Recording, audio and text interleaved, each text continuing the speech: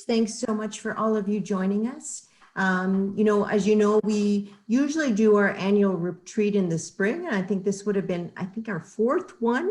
And I don't need to tell anybody what happened. So what we have gone towards is a three-part webinar. One today, the 19th and the 23rd via Zoom. So we can go ahead, and the name of this is, Are We Progressing as Expected? So I just want to look over have you look at the agenda. It's actually what today's webinar is just a catch up to all of you guys as to what's been happening in CBME at the postgrad level. And we're going to have brief talks from various peoples, including Dr. Kinsey, who's the program director for family medicine, as well as the chairs of all of our committees. And finally, we're going to end with Chantel Campbell, who's our MedSIS expert, and who's going to talk about enhancements and the Competence Committee Dashboard that's been developed over the last year. So it's going to be quick, but we're really hoping that we will have time for questions and comments and really try and make it as interactive as possible. The second two webinars are focused on assessment with cases and the Competence Committee decision-making, and will be a lot more interactive. But this one is really, we always start off in all of our retreats that we've had in the past, is just a brief update on what's been happening over the last year. I just want to thank the CBME Retreat Planning Committee, and these are all the individuals that have helped towards planning all three retreats. I want to especially thank Lisa Kaliza and Allison Paquette, and for all, it's been a huge amount of work, both for the committee members, but especially for Lisa and Allison to put this all together, and really want to thank them for this. And also really want to thank them for everything that's happened in CBME office over the past year. It's truly been phenomenal. I also want to acknowledge the work that Sharon Cameron and Moaz Ladani have done since the start of CBME. It's been, I think, we started in, September 2016. That's when Moaz had come on, and we established that office, established the logo for CBME, and they made a truly fantastic foundation for Lisa and the rest of us who are involved to kind of build upon. So I do want to acknowledge both Sharon and Moaz, and Liz DeGros, who was the administrative assistant. So I'm just going to start off very briefly. This has kind of been my 3-minute contribution to the entire webinar process. So this is CBME. It seems actually, honestly, I have to tell you, it seems a lifetime ago that anesthesia and otolaryngology went forward. And again, acknowledgement to Karen Raymer from anesthesiology, Diane Reed from otolaryngology, who really were the front runners of the CBD effort. And certainly Diane has been incredibly helpful throughout our process and is involved in many of our committees. And we've really benefited from her expertise.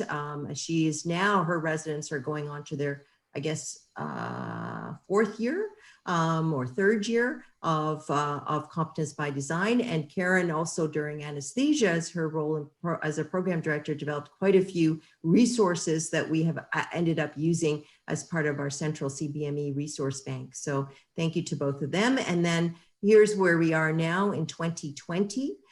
So we have 29 programs that have transitioned to CBD as of July 1. Obviously, family medicine transitioning to CCC predated all of our CBD efforts, and we've also benefited from their experience. 2020 had 13 programs going forward.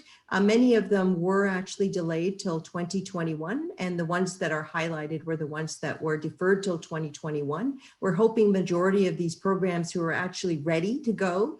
It was a national decision. They also had EPAs. We'll be doing basically a soft launch for this year, which will set them up for July 2021. We've already heard that a couple of programs, hematology and public health, have been delayed till 2022.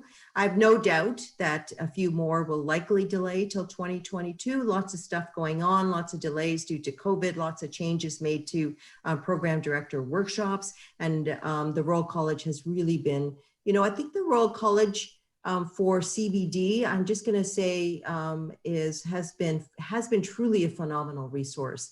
I think they did learn from the CanMeds experience, where we didn't get a ton of central support from the college, but they have been really stepped it up since COVID in terms of the amount of information that is available, webinars, other information that for programs and postgrad offices. So it's been very helpful. So it's really, we've learned from each other. And I kind of, from my perspective as postgrad, I think one of the most positive things about competence by design and all this rolling over for the programs is just the sheer amount of participation that we've had from our faculty and our residents and our program administrator group. It really has provided the content for many people to be engaged in postgrad medical education, where we didn't have the opportunities prior to competence by design. So it really has been a great community effort and brought the community together for postgrad med ed. I think that has been for me the most positive part of this, along with all the other positive parts. But for me, it's been so gratifying to have such a huge amount of engagement from every stakeholder. So this is CBME implementation is the 5 core components. So obviously it starts off with an outcomes-based competency framework, progressive sequencing of competencies, the learning experiences that are matched to the competencies, the teaching tailored to competencies, and then a programmatic assessment of implementation and assessment. This is a snapshot. The Royal College does a CBD pulse survey to see how programs are doing across the country as they transition to CBD, with a 0 to 5 rating in terms of implementation. Competence committees, majority of programs have adapted. It also helps that Competence Committee is an accreditation standard, so that's always helpful. And you can look at the major things that the major implementation key features that they have across the board. And certainly the curriculum planning and Competence Committee most people are moving ahead with that or happy with that. So that's basically all. I just have a few more things afterwards, but I think I'm going to turn it over now to Lisa to present what she's created and thought of, which I thought was very innovative. Go ahead, Lisa. So we thought it was only fair that, Allison, you can advance.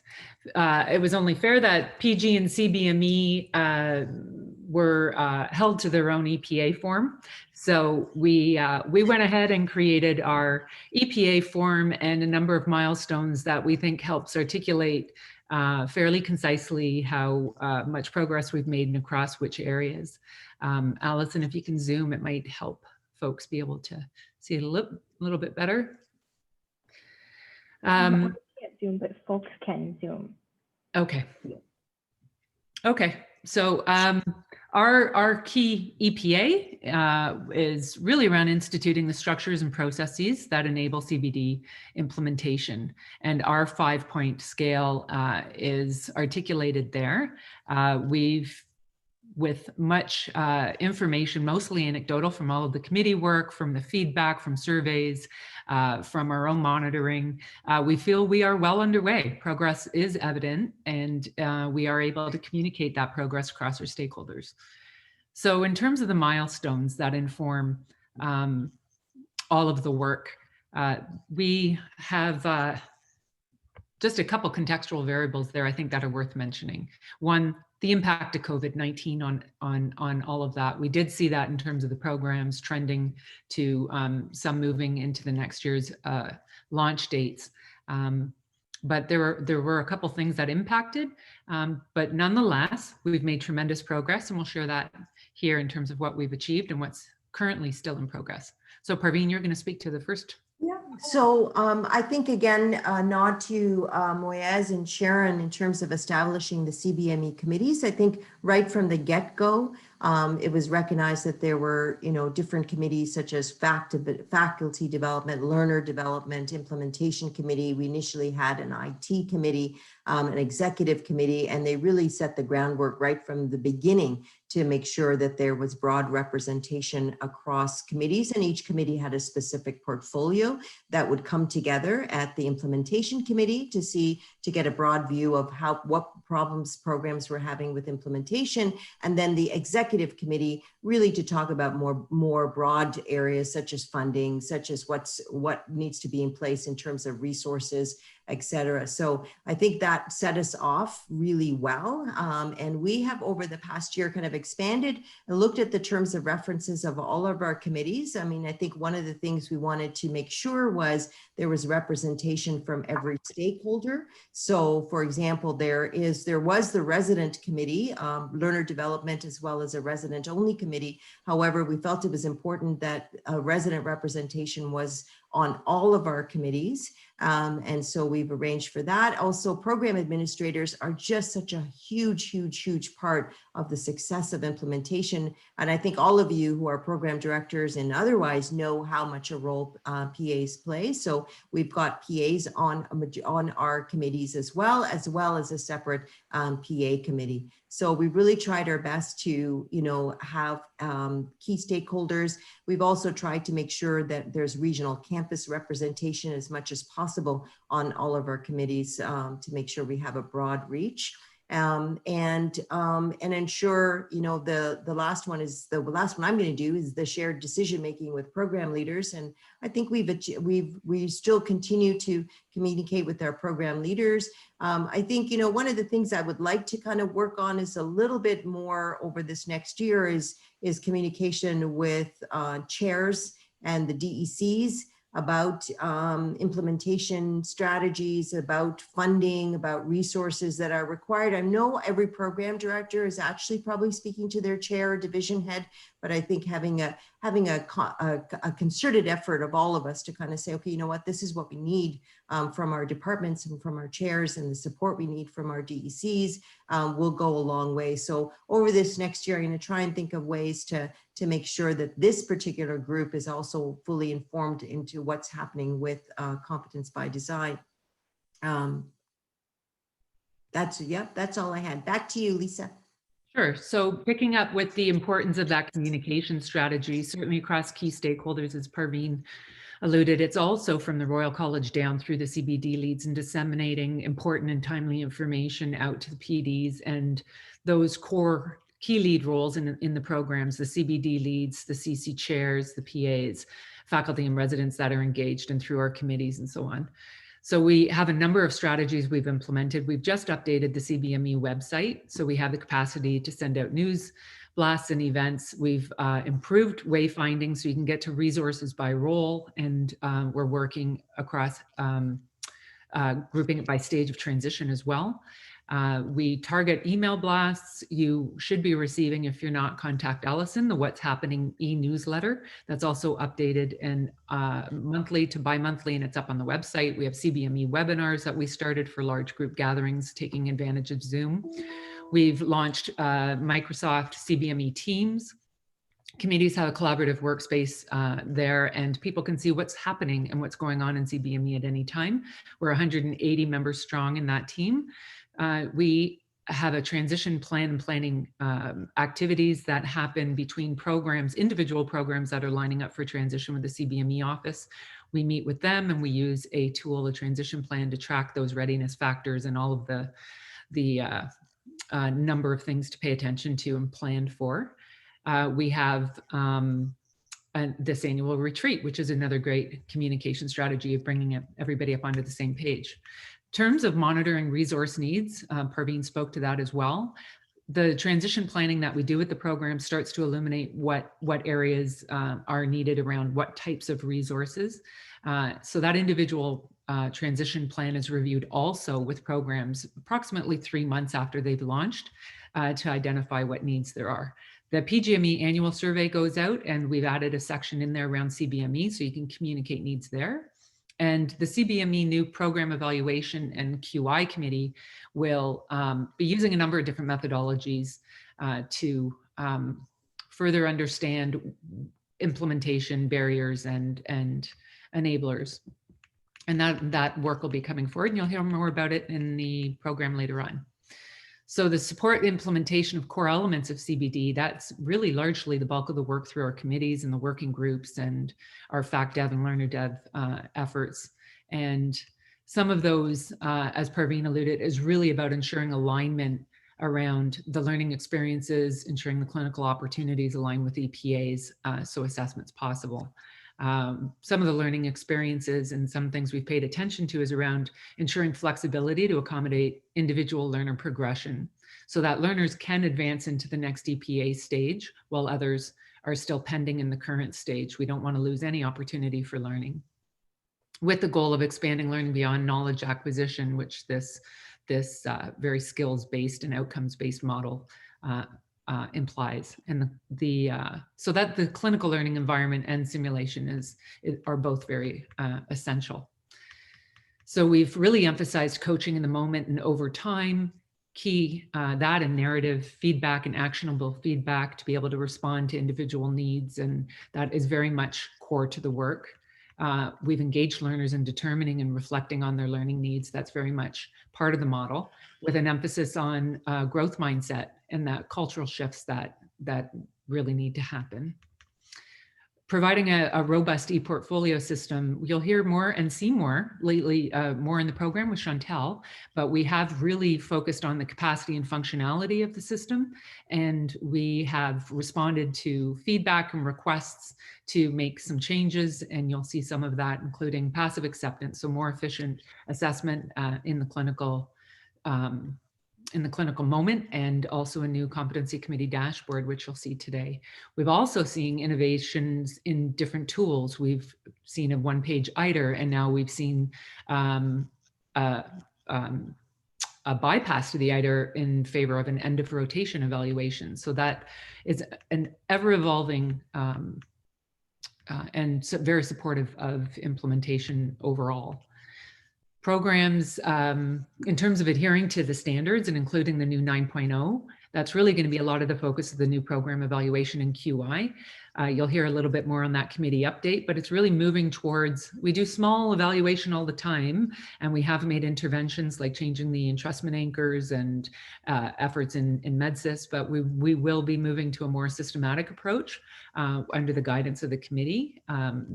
Do note the new RC technical guides, thread standards throughout and suggestions throughout. The PGME accreditation series is another good mention in terms of supporting your accreditation efforts. Program eval, learner analytics, and data governance. We are going to, and already are looking at how can we improve the exporting and reporting functionality of MedSIS to support program eval and scholarship.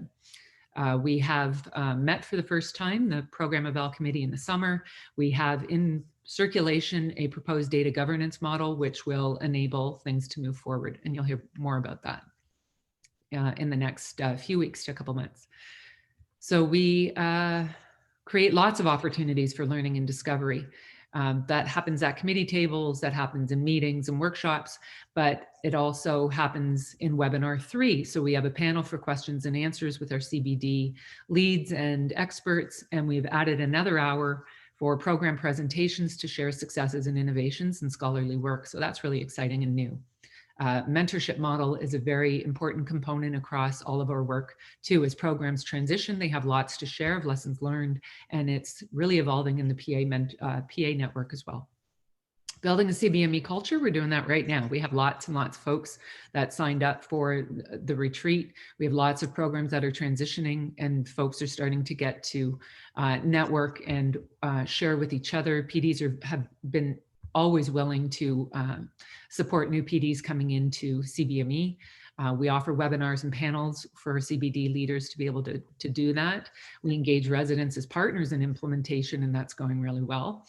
The scholarship working group will promote academic activity and broader sharing of things that are more systematically identified as enablers to implementation and quality. And we look forward to, on our third webinar, we will see some of those presentations that were shared at ICRE. So we're sending things out to the broader nationally, and we're also celebrating them locally.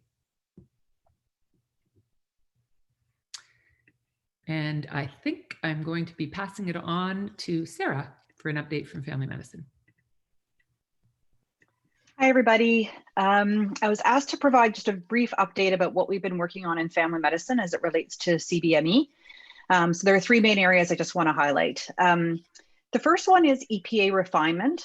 So just to give you some context, we've had EPAs in our program for the last several years, although they are still not 100% integrated into our assessment processes. And in contrast to Royal College programs, EPA introduction in family medicine was a bit of a grassroots initiative, which happened at an individual program level rather than at the college level. And that was really in response to the educational literature rather than driven by a formal process. So as a result, EPAs in various family medicine programs across the country have been developed independently from each other. And so while they're similar, they contain some variation. So our college is now in the midst of an effort to create an aligning framework for those EPAs, which they're calling the Outcomes of Training Project. And it's ultimately to generate a residency training profile to guide all of us in the work. So we've been working to align alongside that. And I will also say that the intervening social factors that have happened, both the pandemic and the anti-racism movement, have really prompted a review for us to consider the role and the competencies of the family physician as it relates to both of those issues. And that's been a really helpful thing to integrate as well. And I guess that's one lesson for me, is just not to think of this as entirely static, but really recognize that the EPAs there are to really ensure we're best equipping our graduates for the realities of future practice. So that's been an interesting and important work for us. The second thing I wanted to highlight are our MedSIS updates. So over the last few years, we've been working pretty actively with MedSIS on some family medicine specific updates, which we're pretty excited about. And Chantel, who's on today, has been hugely instrumental in that effort. So we've long had a field note in our program, which is the WBA that we use across our program in all settings. And in the past, we had accessed that in a variety of ways at different sites. So some of our sites used a paper field note, other sites had an app, and some of the others even had it embedded in their EMR. So most recently, we've introduced it through MedSIS. So that's just happened as of July. And so that's been a really exciting update for our program. And what it's allowed us to do is to work in conjunction with the Family Medicine Dashboard, which we've also created. So the field notes now map onto our EPAs in a more clear way, which has really, really been helpful. Our new e-portfolio also houses all the data and forms for our portfolio reviews and for all of the Competence Committee processes. So it's only been live for a few weeks, so we're just getting used to it, but we're really excited about it from both a content and efficiency standpoint. And the last thing I want to mention are the ongoing evolutions. So we've had portfolio reviews in our program for many years. We've just updated that process, though, to move from having one every 6 months to having them 3 times a year. And the more interesting thing is we've introduced a more progressive format. So before, the portfolio review looked pretty much the same throughout the course of the program, but now we've really updated so that the content of each review is much more tailored to the residency trajectory. We also introduced competence committees a few years ago in our program, given the huge numbers of residents. So we have 200 residents over 12 sites. We have a 2-tiered structure for competence committees. So we have site-based competence committees, and then we have a central competence committee. And we've been working to really tighten up that process to ensure more consistency using more standardized review forms and trackers. So those are the updates in a nutshell. Thanks, Sarah. Hello to everyone. I'm Irini Basilius. I'm chairing the CBME Faculty Development Subcommittee, and I really am privileged and blessed to be working with a fantastic group of engaged faculty and learners on this committee who have put in tons of effort and work, and to have the support of Lisa and Allison as well. A few updates. We have tons on the go. As a program director myself, I realize the anxieties that comes with launching into CBME and what that means in terms of not just the program director development, but colleague and faculty development. And so I am proud to highlight that the CBME Faculty Development Committee has an annual offering, a bit of a curriculum of our own for faculty development. They are listed here on the left-hand side with an e-module that has been created with, I'd like to highlight really nice cartoon characters of Parveen and Moyez, quite fun, and kind of introduces the basic lingo of CBME, curriculum mapping, which we have early on in the curriculum, in our faculty development curriculum to give program directors a sense of curriculum mapping. And that one just happened in September, co-led by Lori Whitehead and Shom Mukherjee. Huge success.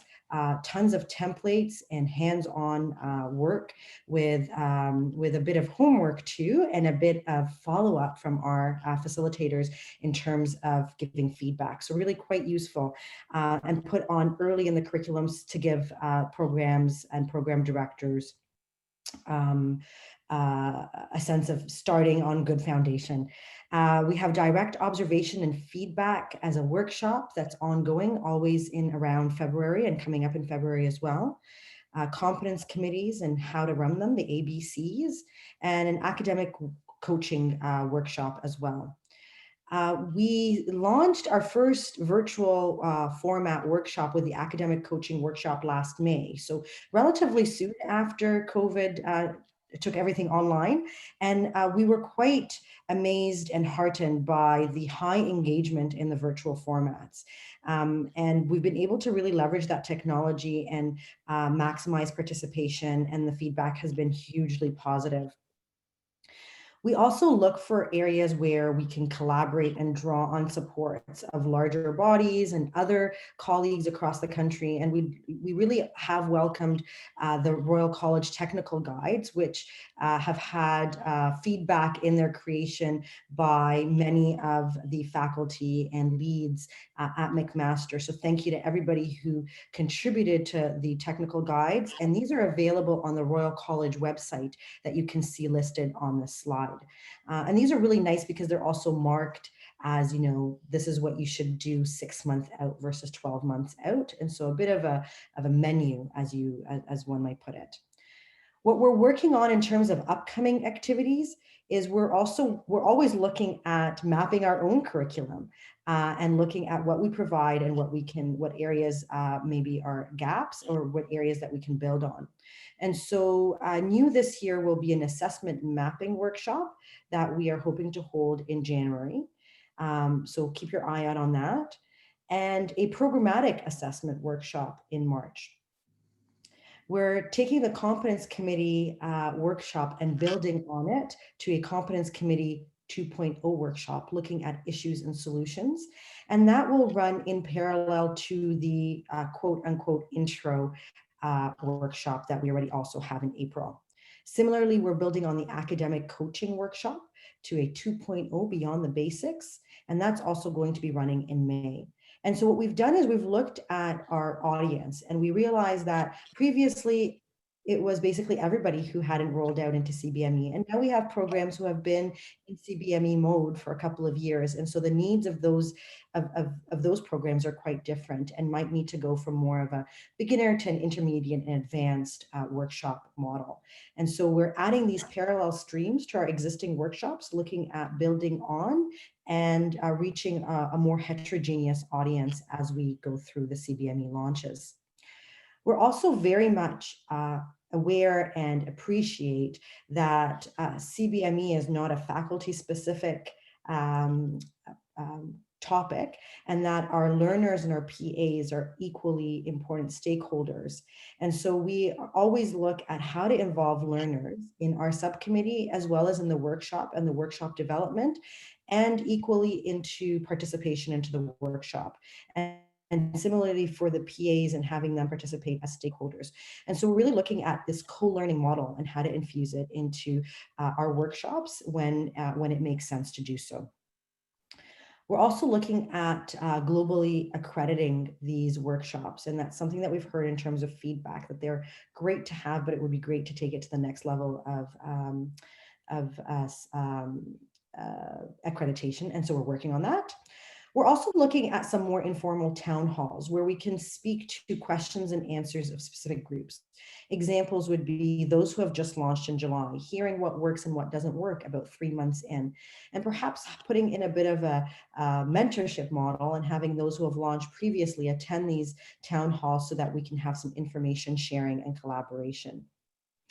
And finally, we understand and we realize that there are tons of resources out there for CBME and faculty development in particular. And that can be very overwhelming when a program is looking to provide some concrete workshops or resources to the faculty. And so we have put together a bit of a curriculum map with all the resources that we know of that are available, both locally developed as well as Royal College developed. And we are going through the process right now of vetting all these resources and then putting them on a bit of a timeline or timeline tags. Example, this would be an important resource to get your faculty to be engaged in and to go through at 1 year pre-launch or 6 month pre-launch.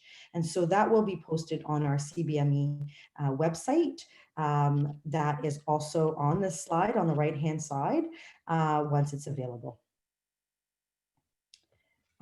I do believe that there was a couple of questions in the chat. Is this an okay time to take them?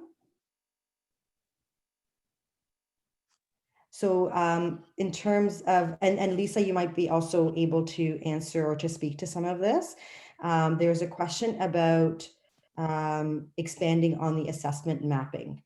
And so assessment mapping is really building on curriculum mapping and understanding how the EPAs fit into the larger curriculum, but also being able to match the appropriate assessment tools to the EPAs. And so knowing that there are various forms that are available, as well as, from the Royal College, as well as some program specific forms that may be the best way of capturing assessment for a skill or an EPA.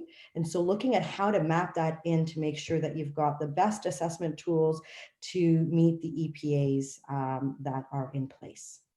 I hope that answers your question. And I also invite Lisa to add to that. It is a work in progress currently. We're looking at what the objectives of that workshop will be. It is a new workshop and we've got some really engaged facilitators already in place. And those will be posted as well once finalized on the CBME website. The only thing I would add to that is that there is effort to really examine the different types of assessment tools that would be best aligned with the type of EPA. There are a number of assessment tools beyond the CBD forms that are used and are available that we've added into MedSIS, and some of them are innovative. There's one-page ITERs, there's end of rotation, daily assessment forms. So there really would be an exploration of what would kind of fit. So the curriculum mapping exercise introduced a number of different template options, and those programs that attended are working on those curriculum maps, and we'll bring them back into January to finish that assessment mapping exercise. It doesn't preclude anybody else from attending and participating. You can bring your curriculum maps back that you've already been working with if you wanted to review them, particularly if your EPAs have versioned out or you want to explore what some of the other assessment tools are. Thank you, Lisa. And with this, I will hand over to my colleague, Dr. Callan, who chairs the Learner Development Subcommittee. Thanks, Irini. And thank you everyone for coming and spending time learning about all these updates. I wanted to give you some information about what we're doing in the Learner Committee, but I also want to, if I can, get some feedback from you guys about what you want us to do. So I can give you kind of an overarching goals of what our committee is meant to do.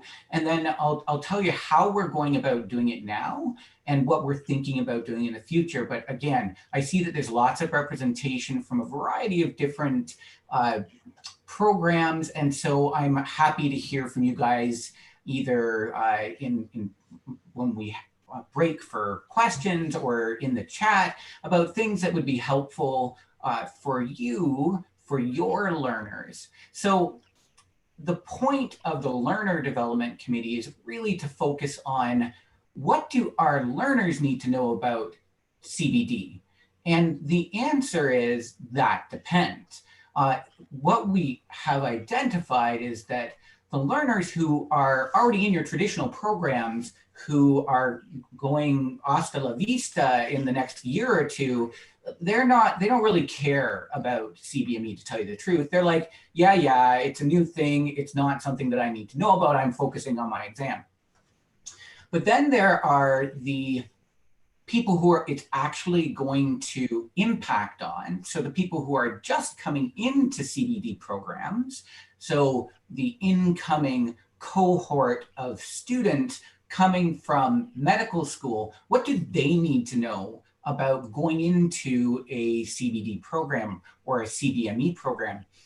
And we know that each program is going to give their own orientation, and there's very specific things that they're going to need to know for how their program works. But there are some general concepts that we felt could be useful for all learners to know coming into this environment, because again, it's much more about that coaching or being coached mentality versus the typical med student be top of the class mentality. So we wanted to provide some just general guidance for the learners coming in.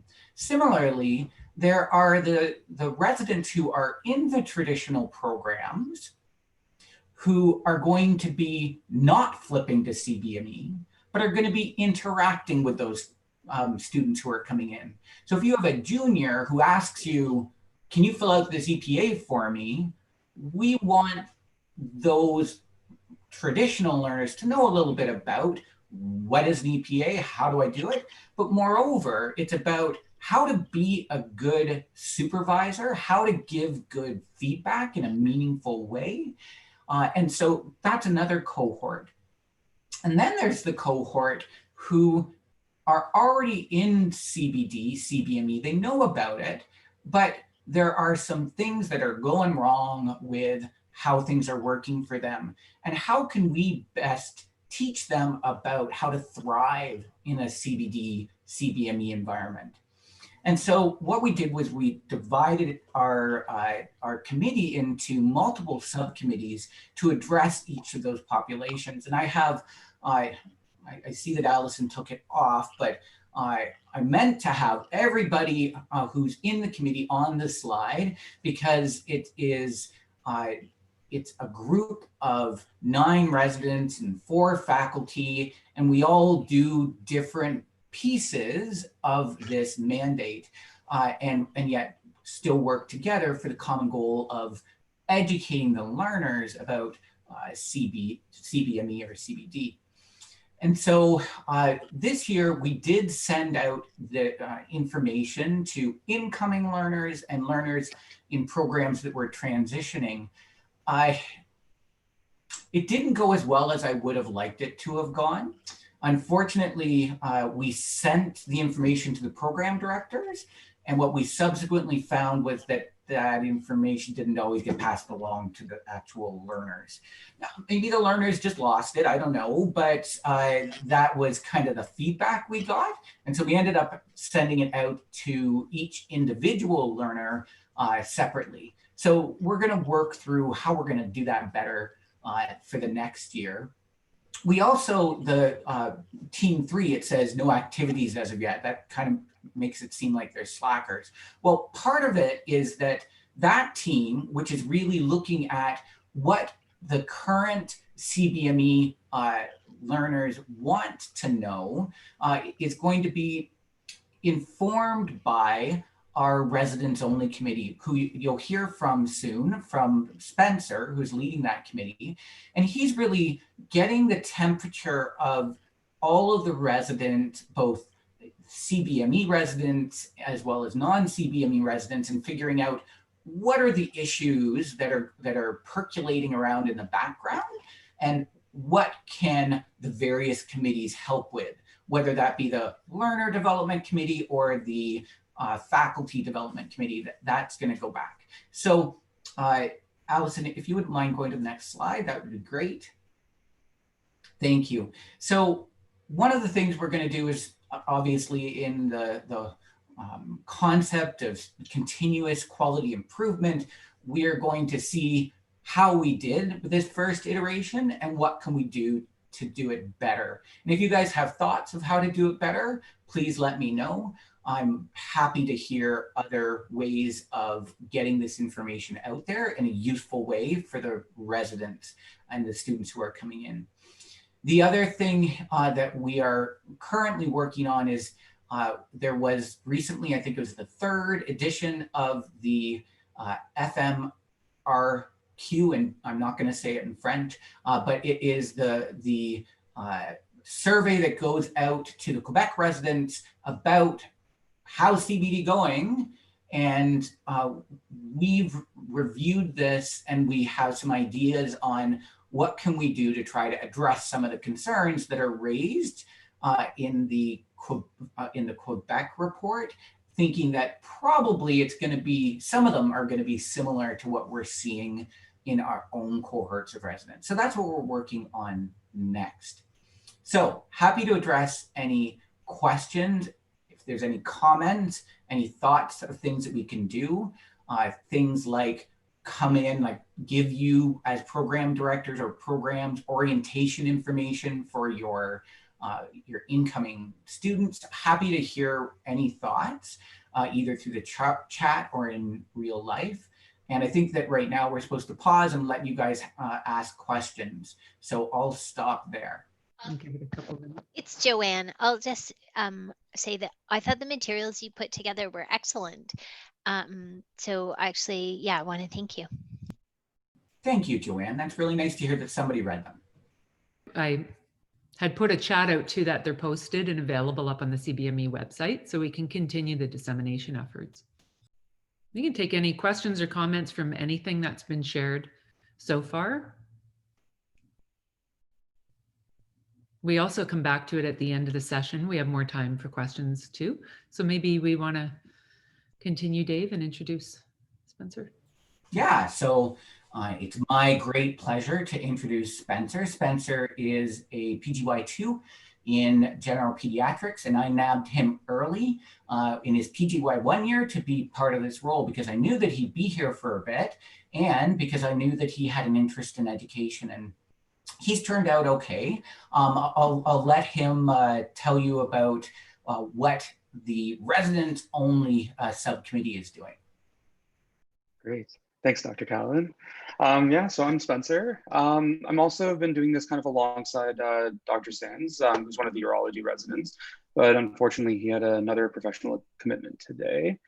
In terms of our subcommittee, we've been working quite hard over the past few months to really collaborate with this group and get an accurate picture of what the resident experience has been with respect to CBME, and really try to represent these voices at the faculty level committee meetings and try to kind of work towards what can we do to make this better? What can we do to make this smoother for the upcoming cohorts that are going to be transitioned? So just to kind of get started in terms of updates and celebrations, I'm fairly new to this role, so not a whole lot yet, but we have had 2 meetings now under our belt. And we have a lot of motivated members that have kind of started with the change of the PGY year. And we actually have representation from almost every PGME residency program here at Max. So that's quite good.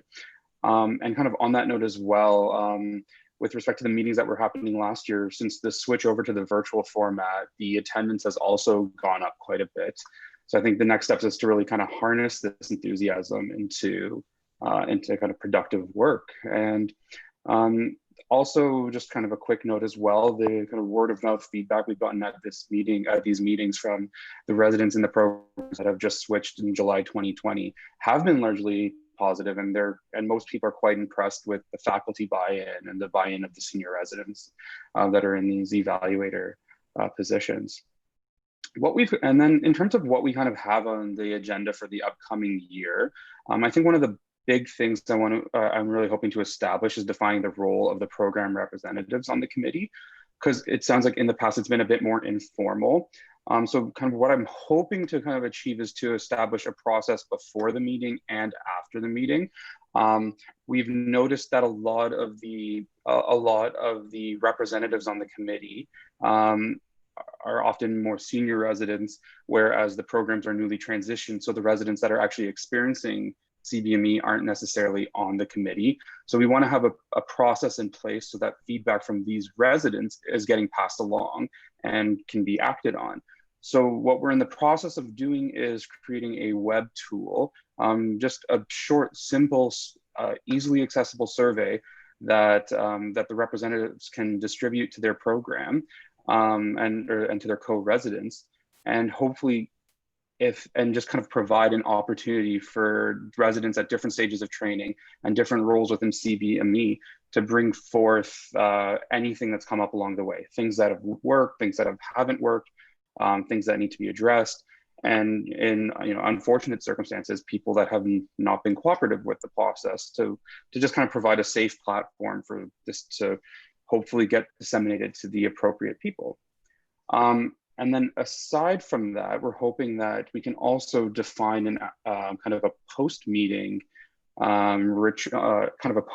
routine where the representative, so if you're a representative from pediatrics or internal medicine or a surgical program, if you learn at these meetings that someone is bringing up challenges or things that are working well and you think your program should do more of, that there's a process in place so they can feed this back to their program directors and feed this back to their chiefs and so on and so forth. This part's going to be a bit more tricky to set up, and so it's more in the brainstorming stages of things. But in terms of maybe setting in a standard protocol in place where you at least send an email update to your program directors and your chief residents about what was discussed and if there's anything that needs to be addressed and any action items. The other piece that's kind of in the early stages as well is a needs assessment of transition programs.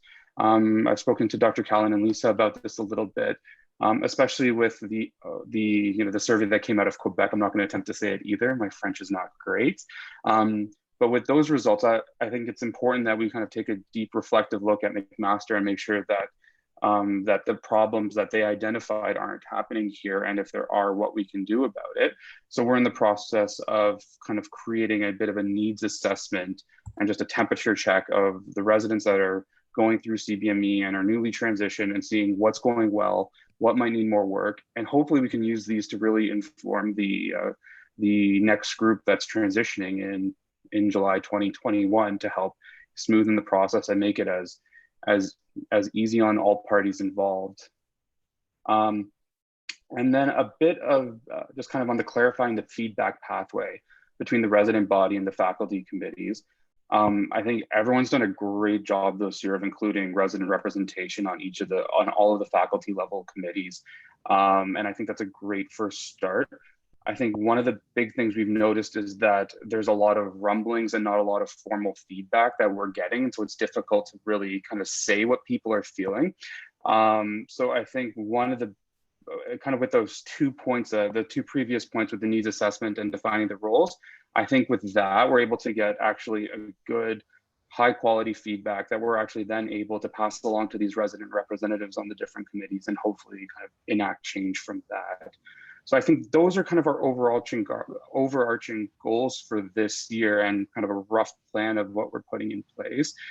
Aside from that, we are collaborating quite closely with the Learner Development Committee to kind of hopefully inform inform some of these documents and inform kind of what we can do next year to kind of improve things as well. And that's about it in terms of updates from us. Again, I'm also happy to answer any questions, or if we should wait till the next scheduled break, that's fine too. Yeah, I think Naomi had a question just about the sharing of any information that you gather through your surveys and how broadly, but I think you addressed it in the last couple minutes, since you might have more of an answer. You'd said it'll be shared with PDs and. Right, exactly. Like, I think it's important that we, I think that it's important that if there's an issue within a program that we kind of bring it up, and obviously trying to, you know, if there's identities involved, keeping it safe, but trying to make sure that it's brought up to people that can actually enact change about it. And so I'm also hoping that one of our roles as the resident subcommittee is that if people, you know, don't want to, sometimes it's difficult to be vocal about your own program. So we can kind of act as a bit of a, you know, a mediator to bring forward, along with the program specific representative. We can kind of help bring that feedback to the program directors. I'm seeing there's a question for me. Do you know who the resident reps are for various programs? RPCs, and how do you interact with these individuals? So I think that's an important point, and that's one of the things that's actually that actually came up in a conversation I had with my program director. Was there's not necessarily a correlation between who's sitting on the CBME resident committee and who's actually sitting on the residency program councils and committees for their specific programs. So that's kind of one of the reasons why it's been difficult to actually make sure what we discuss in the feedback that we learn at these meetings, how it actually ends up formally getting brought back. And so I think that's going to be a big step in terms of actually clearly defining what the role of the CBME resident rep is within their own program. It hasn't been mandated right now. I know some programs do have residents that are already kind of sharing the feedback quite actively, but it's been more on, it's been more up to the like the individual resident kind of following through on that rather than a clearly defined role. And then, do all programs have a resident rep on the residents subcommittee? Almost all of them do.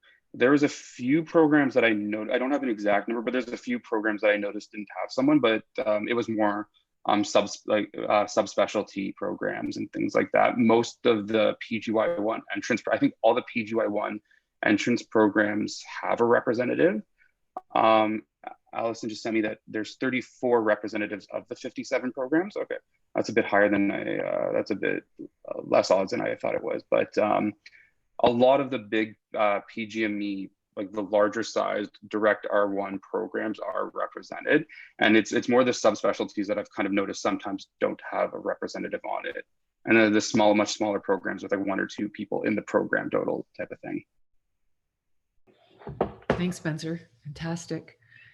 So I'd like to introduce you to Julia Smurley and Sarah Richardson, who are new co-chairs of the Program Administrator Subcommittee. Hi there, I'm Sarah Richardson from Critical Care Medicine, new to this position. Just to go over the committee membership, we've extended it this year to include new PAs to gain perspective from everyone. We felt that people who were already programmed into CBME were the ones that were on the committee and giving the ideas, where a new PA with their interests and questions, having them on the committee just gave us a better, broader understanding of what's needed and what we can do to help everyone. And we also have this year, as in the past, 2 PAs that are on the National Advisory Council. So they go to meetings a few times through the year and provide us with feedback and updates at a national level, letting all the PAs know what's going on in different areas of our jobs, especially CBME. We've developed some lunch and learns. We had our first one in September. The basic one was just CBD 101, and it was just terminology, milestones, that sort of thing, and giving new PAs insight into what's going on, what CBME is all about, MedSIS, that sort of thing. These lunch and learns were developed and the topics were decided based on polling and feedback and questioning all the PAs to see what would be of interest to them. And they're all discussed with either members of MedSIS team, the PGME office, or PAs who have experience in the specific topic. So we are assigning them that way this year. Just to go through some of the other ones, the competency committees, we're running tips and tricks. Various PAs will get up and speak about what they have learned, what's helped them. Academic coaches, a big question, what's the role of the PA? What's that going to be like? Is it be additional work for them? Will it be less work? How will the new role affect everyone in general? Going on to CBD lessons learned during COVID. This was a new one that we thought that would be very important. Gaining insight and information in the past year, how that's going to affect or has already affected some programs who are deep into CBME already. So we're going to come up with some ideas and plans and figure out how we can get through this, and if we have to go through much more. We have a resident orientation and learner development program, and how new residents, they're introduced to CBME, and tips and tricks on how to support them when they come into this transition. And then in June, our final one will be CBD and accreditation, and how we can prepare the PAs for an accreditation through CBME, as in the past, they haven't had to do that yet. So it's a lot of extra work, but hopefully these lunch and learns are going to answer any questions that PAs may have throughout the year.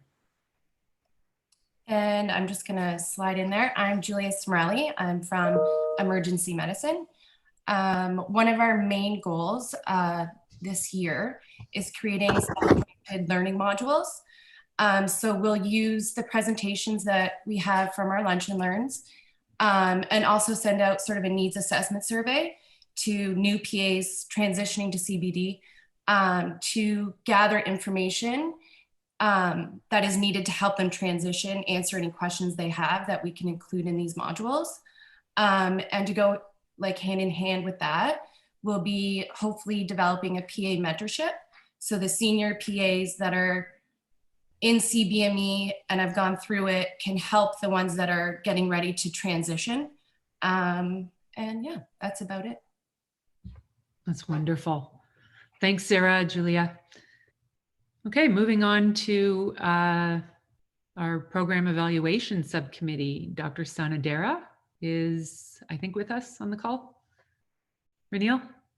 Yeah, I'm here. Okay, wonderful. So I'll just start us off just to give you a sense there of how the CBME program eval and QI subcommittee slides in, obviously reports to the CBME executive. It will work closely with CBME implementation, and we have plans to promote a scholarship working group as well. Some of those things coming out of program eval will certainly be of an academic nature. And the graphics and the idea here is just to really express that we will be moving into a more systematic approach to program eval. We intend to communicate that clearly in terms of a logic model and a framework, but also to develop a hands-on user-friendly toolkit to support programs conducting their own program evaluation efforts. And so some of that speaks to this secular nature of that, and the PDSA cycle as being a core component of some of that activity. We also are aligning with the efforts, the broader program evaluation effort or CBD effort of the Royal College. So there's an entire framework and working group there as well, which we can borrow from and certainly share back to.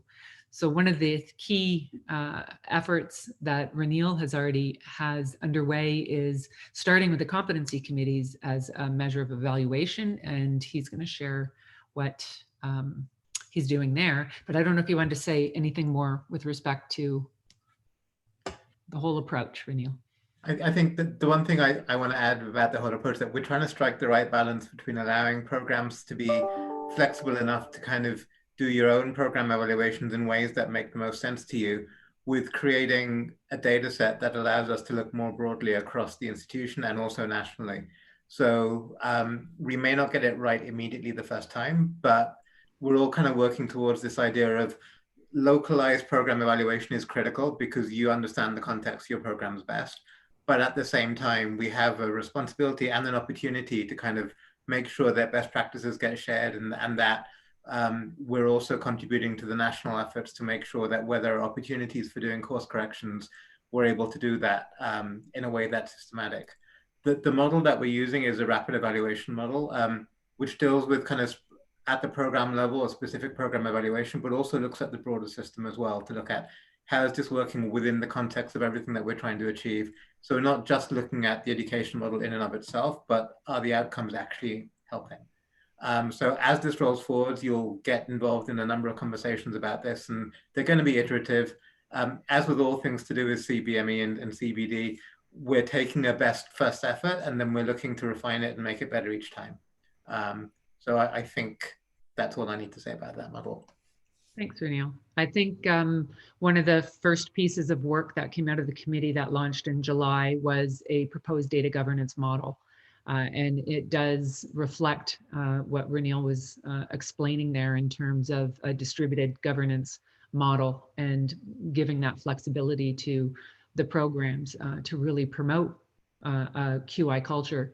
The other part is we're looking at MedSIS and enhancing the functionality and the reporting mechanisms to be able to both drive and capture evaluation, learner analytics, and other data of interest for both program eval and scholarship purposes. Okay, so I've been sort of playing with CBME and or competence-based education in various forms for about 15 years now, both in medicine and also in other contexts too. And one of the things that we've found is that the way that the Competence Committee, or whatever the Competence Committee is, in different contexts, is functional, is a really insightful window into how effectively the program is working, and also gives us a really early look at where there are opportunities to kind of really highlight good practices and where there are opportunities to kind of make small changes that can have really profound effects. So the work that we've started to do is building on some previous work we've done, really looking initially at how well the competence committees are functioning, not from a pointing fingers perspective, but from a how can we all do better? And how can the competence committees learn from each other? There are some programs that have been doing this for 3 or 4 years. There are some programs that are just starting to get into this. How can we take information and kind of share it across the programs, but also do so in a way that still recognizes that what works really well in a massive surgical program may not work very well in a really small medical program. So that context is really critical and really key. So what we've done is we've developed a set of metrics that we found through some pilot work gives some really good data for the competence committees and helps them to function well. And we're using that as a starting point to just kind of do a quick look at how well are the competence committees aligned with these. Where there are opportunities for making some changes, we can do that, but also a chance to look at other metrics that we should be thinking about and other ways that we should be looking at this. So just to go through it at a really high level, one of the fundamental questions is just how many times has the competence committee actually met? It sounds like a no-brainer, but it actually provides a really interesting metric, particularly for committees that have been running for about a year or so.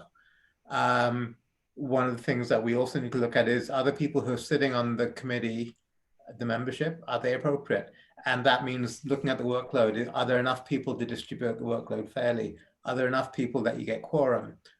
Is there a diverse enough range of opinions that the committee makes sense in and of itself, rather than just being a single point of kind of perspective? Does the committee have clear and consistent data sources, and are they being used appropriately? Does the committee have access to all the data that it wants? One of the things that we found to help drive consistency is there are really clear terms of reference that kind of maps out all the procedures and exactly how the committee should work, and how rigidly is that followed? Do the committee actually know about what's in their terms of reference and act in an appropriate way? Looking at sustainability and onboarding of new members, what's the training process look like? So when a committee member steps off, when new people come on board, what's in place to help people adapt to the committee and to actually be able to make good decisions on the committee? Questions around engagement. Is there regular attendance? Do people participate when they show up? Are people actively participating, or are they just kind of dialing in and not actually taking part in the conversation? Because remember, the purpose of having a committee is that there is a really robust analysis of the data and of the metrics, and a really strong conversation just to make sure that the committee is making really good decisions. And that can only happen if everyone's really engaged. Consistency is something that we found can shift over time a little bit. And so what steps are the committee making to make sure that they're applying the same rules in a consistent way across residents so that assessment is fair and helpful? Where there are learners that are not progressing as expected, how do we identify those? And I'm not just looking at learners in trouble here, but also learners who may be progressing in an advanced way. How do we make sure that all of our learners are really being supported and they're being carefully looked at through the Competence Committee? Another interesting metric is how long does it take letters to come out from the committee? It's all well and good if the committee is meeting regularly, but if it takes 9 months for a letter to come out, they're not really able to do competence-based medical education in the way that we're supposed to do in the model. So that becomes a really critical metric. And another one, as we start thinking about things like audit and quality improvement and defensibility, is there robust documentation to kind of support any decisions? Are the conversations being properly captured in an appropriate way, but also are we documenting not too much information, but just the right amount? So this is kind of the initial list of metrics that we'll be starting with. This may evolve and change a little bit over time. We've got some pilot data to suggest that this gives us a really good window into kind of how well a committee is functioning at a basic level. But as more committees get sort of on board, there may be things in specific contexts that work really well, and we're completely open to the idea of kind of adjusting this list and have it be a little bit of a living document within a more consistent framework. Lisa, anything you wanted to add?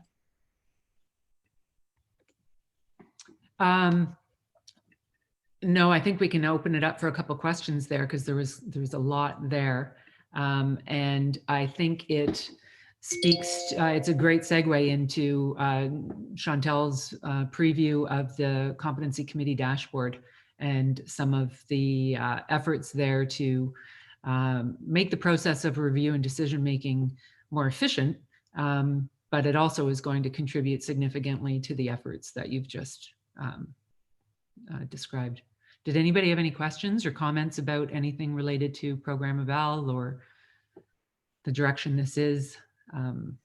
We do have interest in working with folks that are already engaging in program eval and QI at the program level. We have identified a few, and they're on the committee and they're working with us so that we can bring forward some great worked examples, some templates and ideas. It's early days, so we welcome your input. Oh, there's a question in the chat. We're going to be working with program directors and program assistants to help coordinate some of this information, and of course working with all the competence committee chairs to know, as they start to go forward from this point, that these are the kind of metrics that we want to have reporting on, and we've got some tools in place that will allow that reporting to happen in a slightly easier fashion so that the data can be collated. Sorry, I got it out to you before I was completely finished, but I wanted you to do it before you moved on. So go ahead. So yes, there are a couple of people that are looking at the Royal College pass rates, and we actually have a Royal College funded grant to look at exactly this. We're also looking at a number of issues, not just around remediation, but also just learners who are not following standard pathways in general, because it isn't just the ones who want remediation, but no. One of the big selling points of CBD has been, well, we can take all those learners who are moving really quickly and we can kind of tailor programs to them. So are we actually doing that, or are we just ignoring all the advanced learners and just focusing on the ones in remediation? So we're starting to look at this now. So yes, an excellent question. Thank you. For newly forming competence committees, are there formal training processes for new members? At the moment, there isn't a standardized approach. There are people who are working with the chairs of newly forming competence committees to share what's worked well from other programs that are potentially similar in scope and size, but also some programs that are quite different, and terms of reference are getting shared. And some of the newer terms of reference have got a lot of detail in them that kind of explains how the process works. And so we're doing it that way on an informal basis at the moment, but we are going to be standardizing this as we move forwards. Competency committees is one of our focus in the faculty development workshops. And also we do promote and try to distribute and bring attention to the Royal College resources. There is a resource for those that are forming and about to launch. That is a mock competency committee module, 6 different cases, trial cases.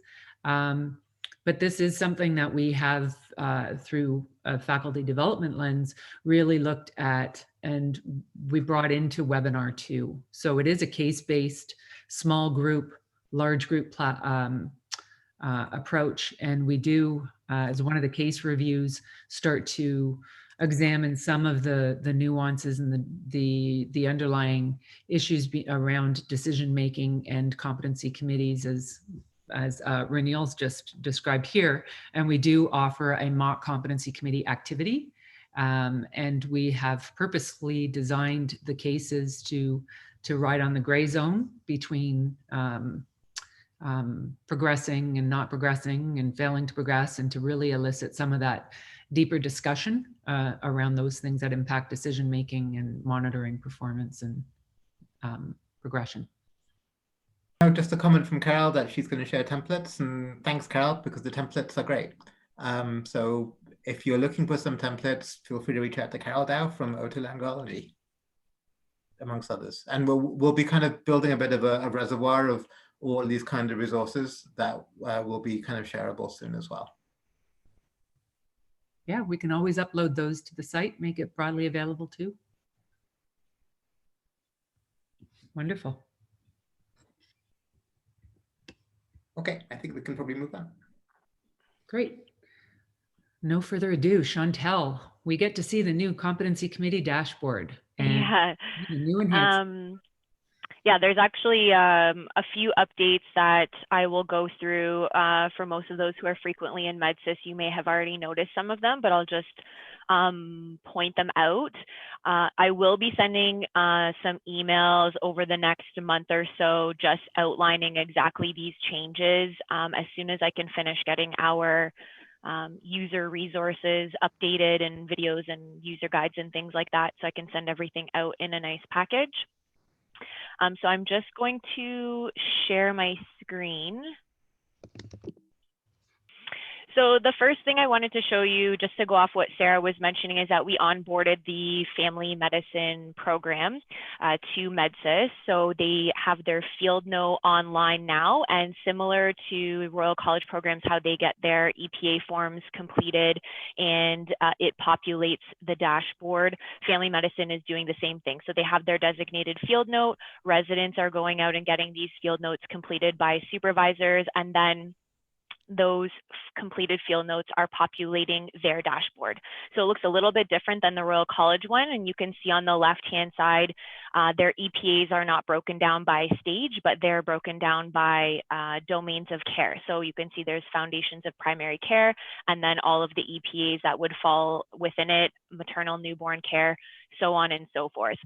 Similar functionalities where they can interactively click around and open forms. And the next thing that we're working on for family medicine is to have graphs available similar to the Royal College dashboard as well. The rest of the tabs at the top are the same for both Royal College and family medicine programs, but I just wanted to kind of put a visual to what Sarah was mentioning earlier with that.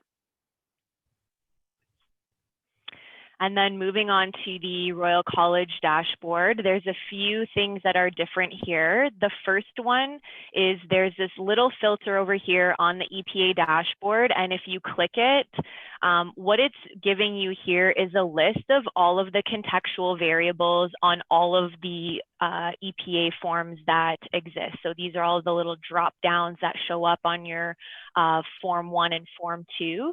And so if you wanted, you could click on one of these contextual variables. So if I pick observer role and I say, show me all of the EPAs that have been completed by a staff member, and I click apply, The dashboard is then going to filter and only display the EPAs where the resident has selected or the supervisor has selected that they are a staff member and have completed this particular EPA form. So you can do that for any of the contextual variables that exist. You can see they're all listed on the left-hand side. So you would just pick one like condition, and then you could pick any of the conditions that are available. And this list is populated by the contextual variables that have been outlined for your program by the Royal College. The other option we have here is review period. I'm in our test system right now, and it's showing up a little bit wonky, so I'm not going to actually filter on it. But a review period is a period of time defined by the program in which they would like to review resident data. So say you have your PGY one that starts July 1st, maybe your review period is 4 months long or 6 months long. If you have these designated review periods for your program, then you can let us know. And what we'll do is set up in our lookup tables those review periods. And then when you come to your dashboard and you go to a particular resident, you can say, show me only the EPAs and data that has been completed during the period of time of August 1st to November 30th, and you would click apply, and only those EPAs are going to show up. So if anybody has those review periods, they do have to come through the MedSIS office in order to set them up for your particular residence. Again, this information will come out in an email if that's going to be useful to your program. The other thing that we have implemented here on the very far right-hand side, you can see a column that says comments. And we have the ability now to add notes to a particular EPA. So if I click on here, it says there is one note. This is just a note that I put in so that fours were taken into consideration in this decision making. So for some programs, they do have some EPAs where they're willing to accept fours and they would mark an EPA achieved. And so maybe you want to make a note of that. It could be notes about anything. If your resident has some elective planned or experience planned where you think they're going to gain exposure to this, and maybe that's planned for the next review period, you could put notes in here. And so folks who have access to do this are PA, PD, academic coach, and competence committee members. The one piece that we're still missing for this functionality is that right now the residents can't see these notes. We want them to be able to view them and see them, not necessarily make notes themselves or have access to remove any notes, but we do want them to be able to see them. And so that functionality is being worked on right now. And the other one is that these notes are not currently pulled into the learner summary report. So although the notes are here, when you go to run a report on your residents, you won't see these notes in there. So we're adding that level of functionality as well.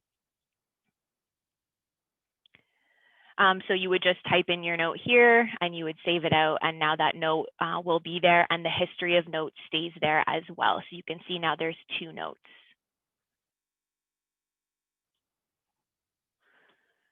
Okay.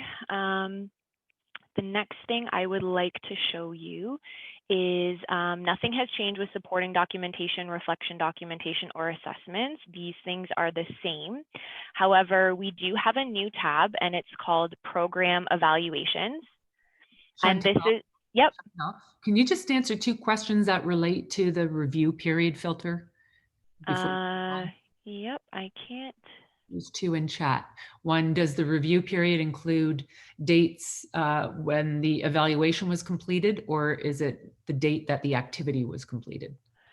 The date the form was completed, not the activity dates, but the form completion date. Okay, second question.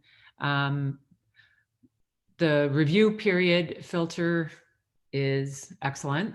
Very useful. Any chance it can be set up? So I'm trying to read without my glasses on.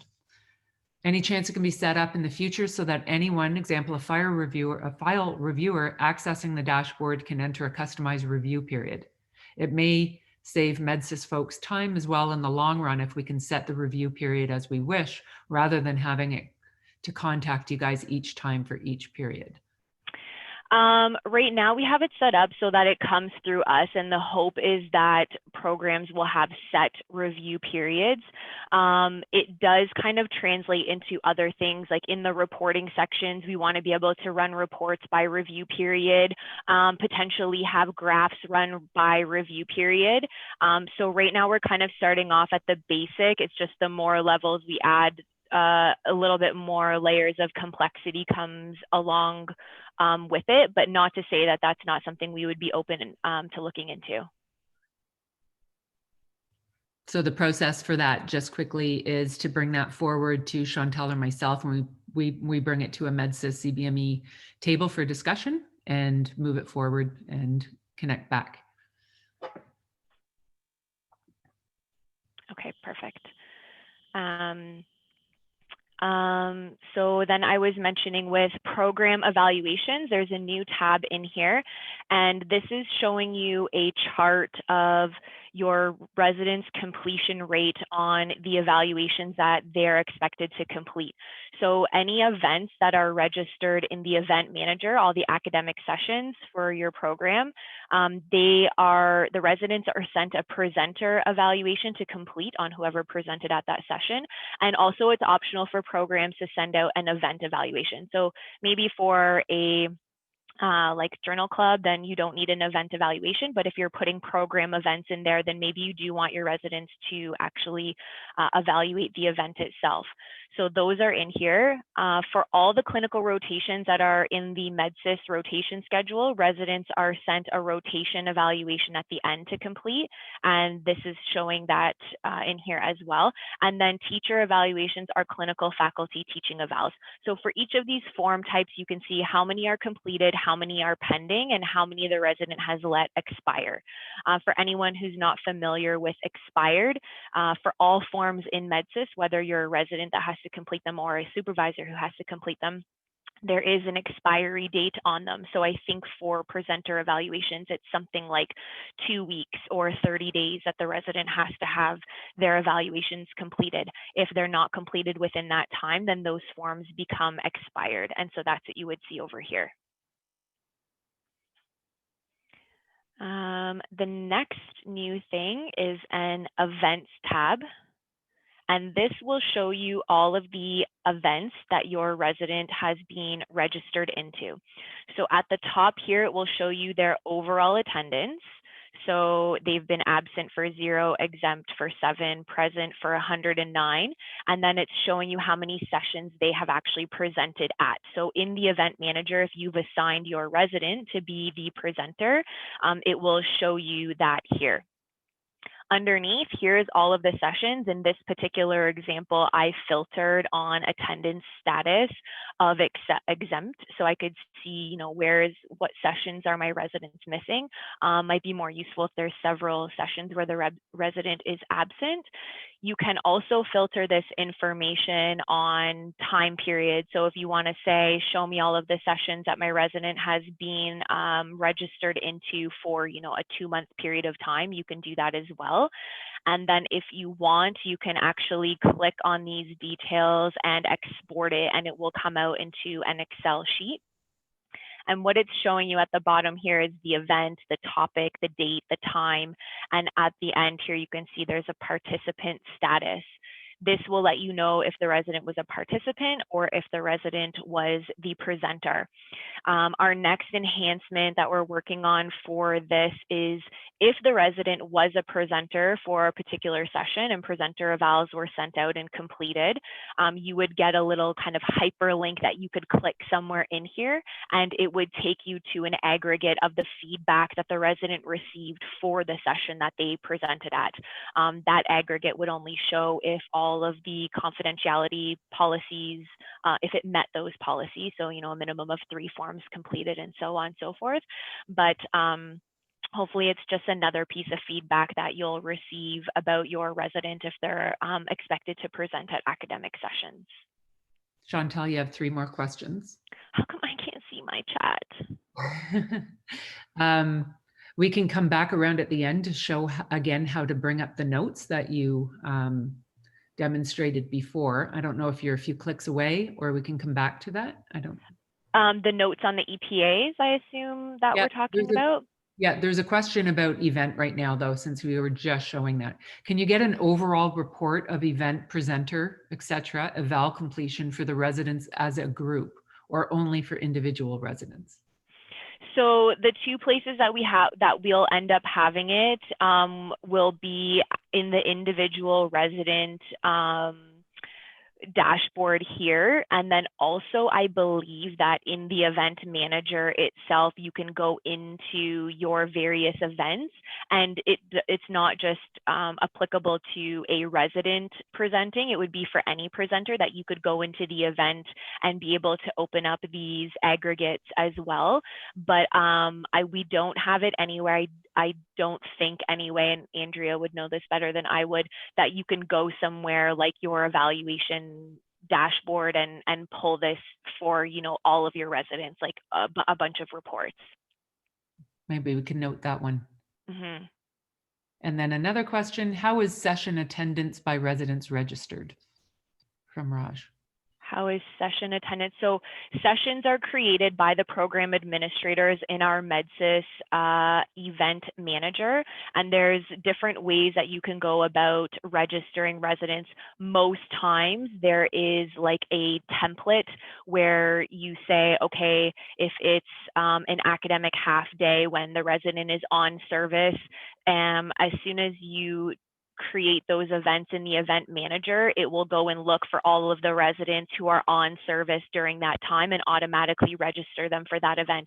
And there's various templates and functionality that you can use to determine who should be at a particular event, or you can add people in, you know, one-off and that sort of thing. So that's how it's determined. It's at the program level. And then residents can opt out of session if they are, you know, going to be exempt or post-call or on vacation. And then the program administrators also can mark people absent, exempt, and that sort of thing. Okay, so back, Joanne, was just curious how you brought up the notes. Okay, so for the notes, I'll quickly go back to the EPA dashboard. And notes are available for each of the EPA. So on the far right, there's a column called comments, and you would just click on the little add note, and the box is going to come up, and you would type your note here, and you would save it, and it's going to save the person's name and date and time that they made the note, and it will show the note, and then that note and the history of the note will stick there. So if I click on this, you know, 2 notes, you can see that you know, on October 6th, I put 4 taken into consideration, and just now I put these gibberish comments in here, and that history will live there. And so our next step is that we want to have the option to be able to, if programs want, or whoever's going to generate a learner summary report, to be able to say, include these notes in the report too, because I want to see those. Great, that was helpful. Okay. Okay, so I think events is done. Your summary is at the top. All of the events are here. Any session that has event attendance status of NA is an event that hasn't happened yet. And so a status is not yet applicable. And again, you can select all of you can filter. There's lots of filter options here. And then, you know, you would click apply, select what you want, and you could export this into Excel if you needed to as well. Next, we have the activities tab. This is for programs. If your program is using the activity log or procedure log right now, those logs would show up here. This was previously under the assessments tab, and we've moved it out and made it its own tab. Some of you might be aware that Andrea Somerville in our office is working on enhancing our current activity or procedure log. And so lots of work is going into that. I know she's sent out some surveys and is working on creating working groups and that sort of thing. So we did decide that it will likely be a big enough thing that it's going to need its own tab. And so we've moved it out here. So a lot of people might not have anything in here, but there are some programs that are using the current version of the activity log. Next, I would like to show you summary report. We've basically just moved the functionality for the learner summary report into this dashboard. So for those most likely program administrators are familiar with this process, but it used to be a menu item on the left-hand side here, and you would click it, and then you would go and search up your resident, and then you would decide, what components you wanted to be displayed in the report. And just for convenience purposes, we put it all in the same place. So now this functionality sits here. One thing we did add is a start date and end date. So taking in feedback from folks before the learner summary report was just from the beginning of time until today. There was no way to say, just show me the last 3 months of data that's been completed. And now you can do that. So you can put your dates in, you can choose your stage, the summary that you want to see of your EPAs. Do you want to see the milestones? Do you want to see the comments, your narrative form 4s, your ITERs and WBAs, any activity logs that have been logged, and that overall attendance status. These are the options for the report. And so if you put that information and click generate, you're going to get your report that looks something like this. I think it's something most people will be familiar with. Shows you all of your EPAs, the breakdown of scores and percentages and statuses and comments. Something that we did add in here for ITERs and WBAs is there's this more details button. So our report up until now just showed an aggregate of the overall score within an ITER. So this is the standard scale that's at the bottom of the ITER. And then it showed what rotation it was on and who completed it. If you click this more details now, maybe I'll do it on this one. It will bring up an aggregate of the whole ITER. So you're not just seeing that final question. So if you ever need to kind of, dig down a little bit deeper and see the ITER, then you can do that. And it's going to show you all of the questions. In this one, only one ITER was completed, so it's only showing you that. But you'll be able to see each question on the ITER and the overall competence scale and the comments as well. So it's just that. Yep. Sorry. Another question. Just with respect to where a tab or how the daily assessment form would be rolled in. So if it was uploaded as an other assessment and rolled into a learner summary, or is it in the tracking? So where would the tab be for programs who have a daily assessment form? A daily assessment form is a WBA, so it's not its own type of form. So this is applicable. It would show up in the learner summary report here. So this is going to count as ITERs WBAs. So if any programs that were using a daily assessment, if they would click here, then you would see the aggregate in here of that overall scale.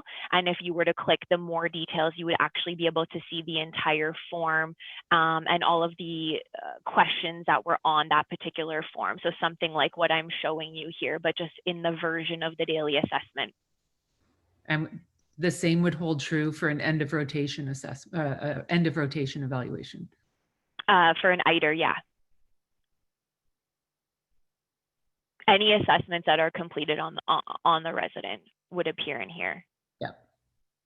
Great. Sorry. Okay. And then I will show you the main thing that we have been working on for quite some time, which is the review dashboard or Competence Committee Dashboard. We just rolled this out for family medicine. They had all of their residents being reviewed in the last 2 weeks of September. And so the intention of this is that programs could create a competence committee review, and it would house all of the relevant information and documents that need to be looked at or taken into consideration as part of a review. So you can see here I have what is the requirement? So I put, reviewing a learner summary report, the resident completing a reflection, a report from the academic coach. So the program could decide what these requirements are, and they would decide who is responsible for that particular requirement. they can attach a template to a requirement. So if you have a resident reflection report that is a template, you could, when you're creating your competence committee review, put that template there. And so once you've created your requirements and who's responsible and attached your templates, then you would go and assign this review to whichever resident it's applicable to. So say you had your incoming PGY1s, and we're now at the end of September, and they all should have their like initial review, you know, a few months into the program. And maybe there's only a couple of things that need to be reviewed. So that would be their learner summary report. Maybe they are going to do a reflection on their first few months into residency. Maybe the coach is going to do a quick summary report on how their first few months are going. And then there is a competence committee report that's completed by the competence committee. Then you would create this, we call it like a checklist, a requirement checklist or a competence committee review, and you would go and you would assign it to all of your PGY1 residents. And then maybe there is a different set of criteria that you need to look at for your residents who are just finishing the program. And so I've set up a different example here. And maybe there are a lot more things that you need to look at for someone who's headed out of residency. So I just made some things up, you know, learner summary report, report from their coach. Maybe there's certain exam or test results that need to be looked at. If there are program requirements for scholarly or leadership projects, does the resident have to do some kind of transition to practice plan report that needs to be reviewed by the committee or their academic coach?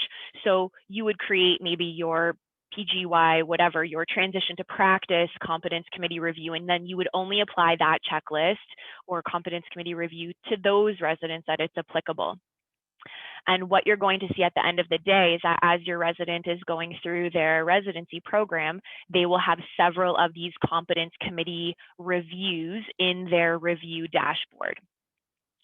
So if we just look at this one that I did here for PGY2, I've gone and uploaded a learner summary report, and I've done it for the date range of July 1 to September 30th, PDF'd it and put it here. And maybe the administrator is going to be responsible for doing that.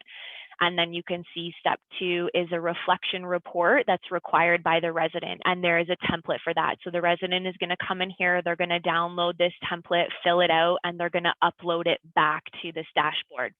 The coach is going to do the same thing with the report that they need to complete, and so will the competence committee. They'll have a template to fill out and upload back here. We're also tracking the meeting date. So this would be the date that the competence committee is meeting, the date that the decision is ratified, the overall status of the resident. So I have actually, this is a family medicine status here, progressing as expected on schedule. But for Royal College programs, your 4 statuses would be here, or 5 statuses. The purpose of the meeting, is it to promote? Is it a regular review? Is it an ad hoc meeting?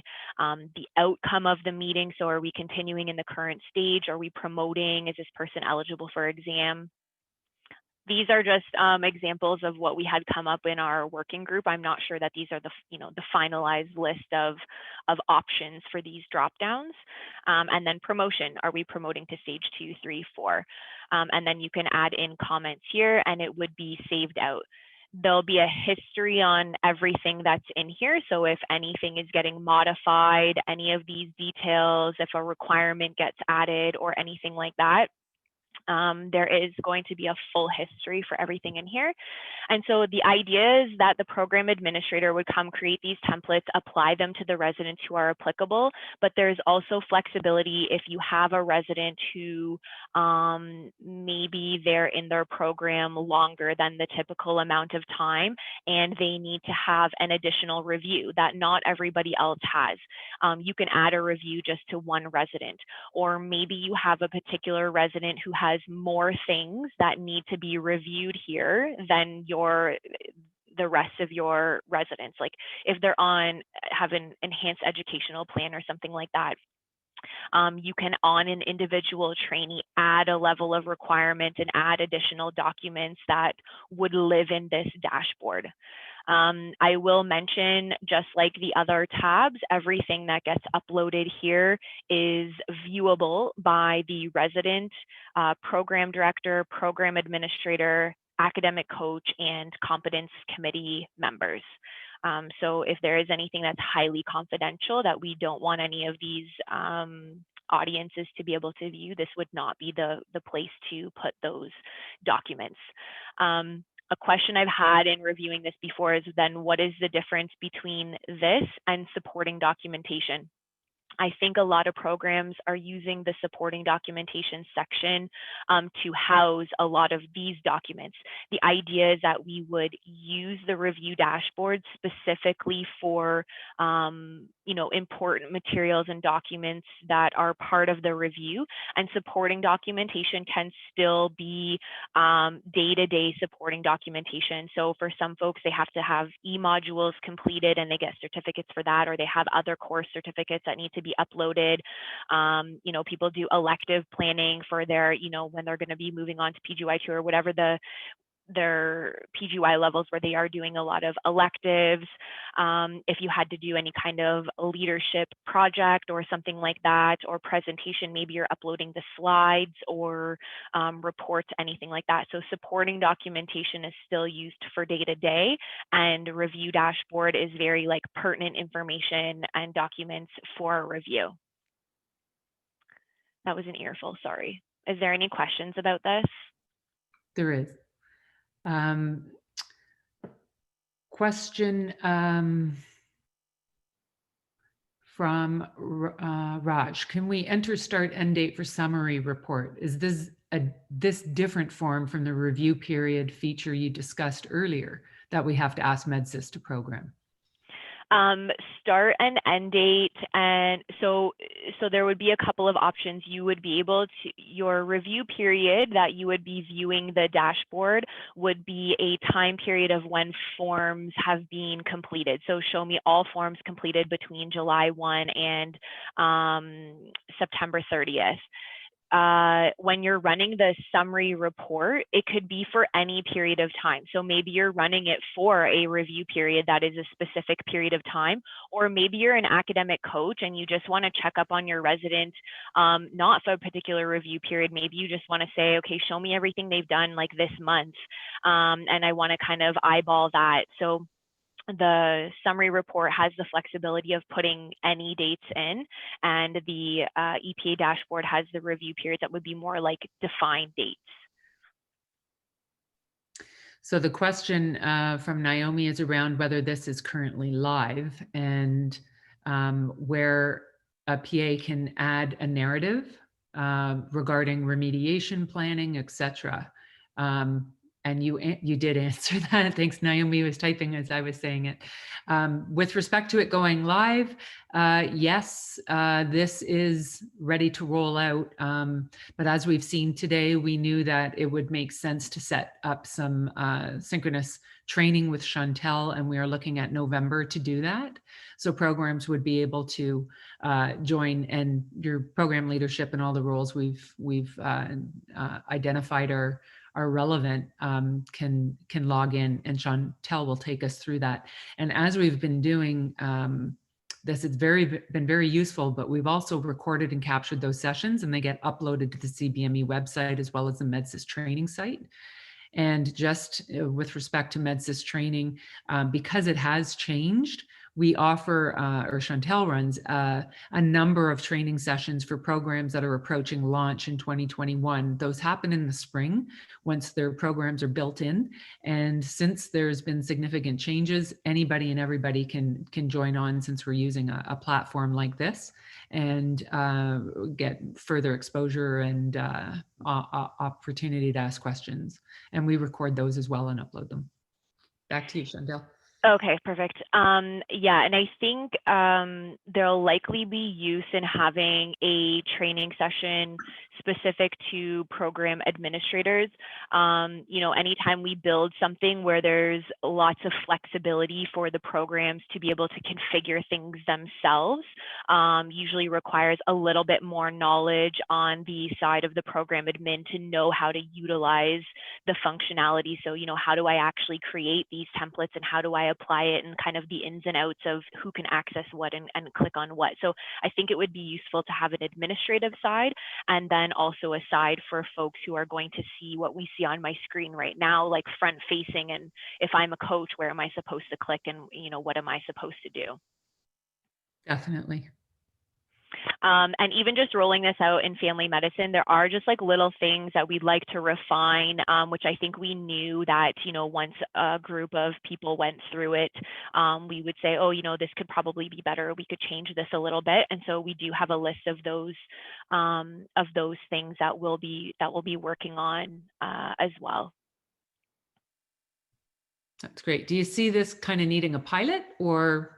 I mean, we had a large working group contribute to the design of it, but as you say, kind of getting in and using it. I think because we rolled it out for family medicine, so they have 200 residents that would have already been have used it, because they review all of their residents, and then their residents all have like an academic coach.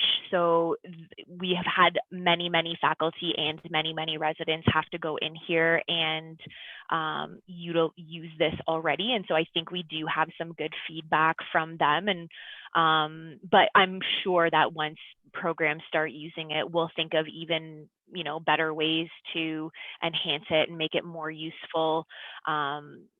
They've already brought up, like, is there a way to report on my residents to say, can you show me any of my residents who haven't uploaded a resident reflection template so that I can follow up with that group of residents? So even just reporting on some of these little things, and show me everybody who has an overall status on their current review as, not progressing as expected or something like that, just to be able to have programs be able to follow up on various things that is important for them to follow up on.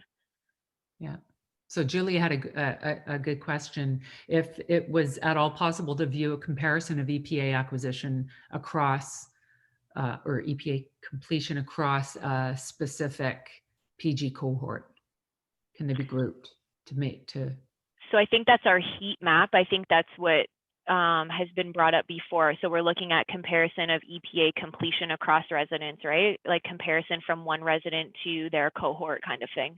And that's on the list. Yeah, it's on the list, I think, to happen, maybe to start looking at it and working on coming up with what we're looking for during like this academic year, but likely not develop and implement till next academic year. I think if everybody's done with the questions for this, just to mention what we'll be working on. So like I said, refining some of the things here on the review dashboard, even just little tiny things with the summary report and other little things I'd like to make some modifications to, just to make them a little bit smoother and easier for the end users. We'll be working on those. A major thing that we'll be working on is versioning. So for programs who have new versions of their EPAs, it's kind of how do we track one cohort of residents using a particular set of EPAs, and then a new cohort coming in using a new version of EPAs, and what do we do with that data, and how does it look on a dashboard, and how do we track all of that? It's fairly complex, and so I think I've been working on it. Tracy, our CSU director, has been helping out with it, and Lisa as well. There's lots of kind of moving parts and people at Royal College to be talking about in terms of expectation of what should be available to the residents in the programs, and that sort of thing. And then there's also, we'd like to get started on looking at reporting functionality. So like the evaluation subcommittee is looking at comparing, looking at different metrics, and how do we pull those out of MedSIS, and what comparisons are we trying to make, and who gets access to this data, and how do we do that, and all that sort of good stuff. So lots of things on the go ahead. Yes, thank you, Chantal. Fantastic. No problem. Fantastic. Can I just say that the work that Chantal and the MedSIS team has been absolutely phenomenal. I've been part of a lot of accreditation reviews across the country. The biggest thing that people are struggling with is their IT platform for CPD. So just finished UBC. They've had Entrada. There's a learning curve there. But I think we are, because of our platform and because of the amount of work that MedSIS and Chantel specifically has put in with a huge amount of, trying to get feedback from stakeholders and program directors. It is, every time Chantel presents, I'm just blown away at how much. So I really am. I think, we should be so proud here of McMaster of having the, and I think it just, there's not enough good words, Chantel. There really isn't. Thank you. I have to Thank get you. my They're thesaurus pouring out. in the chat too. Well, thank you. I appreciate it. It's lots of work, but it's good stuff. Yes, so we'll work on getting that live soon and some training set up and those announcements coming out soon. Fantastic. Yeah. Congrats. So just wrapping up our session, I think we addressed a number of the questions in our chat, but if you think of others, please submit them into the office and we'll make sure that Q&A makes its way back out. So thank you to our working group that put the webinar series together. Everybody had their hands in the mix, working really hard to make a really good session. Next week is very interactive and case-based, as we talked about, and we are excited to have everyone there. There'll be a competency committee chair in each breakout room to help from their experience and expertise run the session with some challenging cases that promise to elicit some good discussion. And then the third webinar, just as a reminder, is on the 23rd, same time, same place. We will have a panel to address questions and answers that came up across the webinars, and then that presentation from programs, faculty that have come forward to share their successes, their innovations, and their scholarly work. So that's a wrap for today. And we will see you again on Monday, hopefully. Thank you, everybody. Bye, everybody.